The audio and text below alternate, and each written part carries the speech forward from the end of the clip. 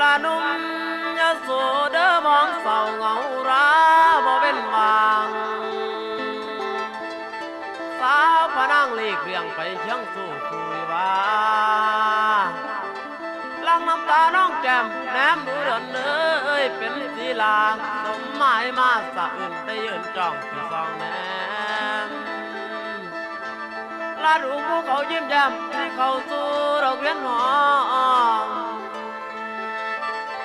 คักละน้อแฟนผมได้จมน้ำเพิ่งยื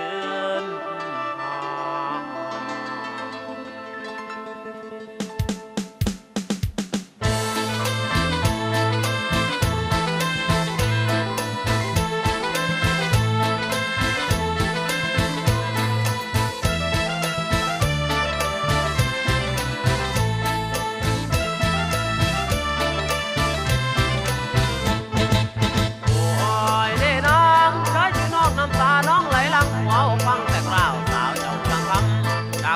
บ่มีห่วงดวงแดดบ่แย่แต่เลยน้ำต่างทำลงใด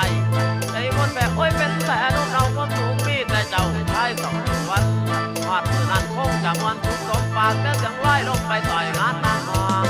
ยืนมองน้ำตาไหลหยดยืนมองเขารถน้ำตังให้เธอส่วนเรายืนเกือมองส่วนเรายืนเกือมองใจระเมอเพ้อคำรางวัลนอนมันเก้อละเมอน้ำเต้าคำแสนรักคำปวดเรามันเป็นแล้วบ่หาย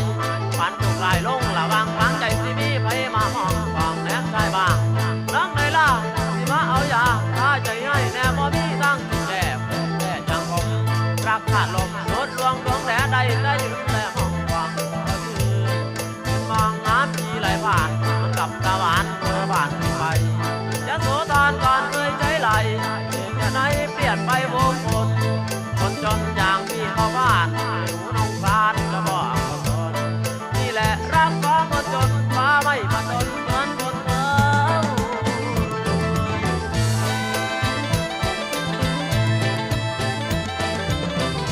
เจ้าตาช่วยเกิดมาเป็นคนช่วยที่ขวาเดินทางไม่แน่นางเคยกันคนใจบ่แน่จะแบ่เดี่ยวผ่านเห็นเป็นผู้แบกจะควงรักเคยหวังขอละมันแน่นอนว่าเพราะมีแล้วคนแบกคือแบกขาดจน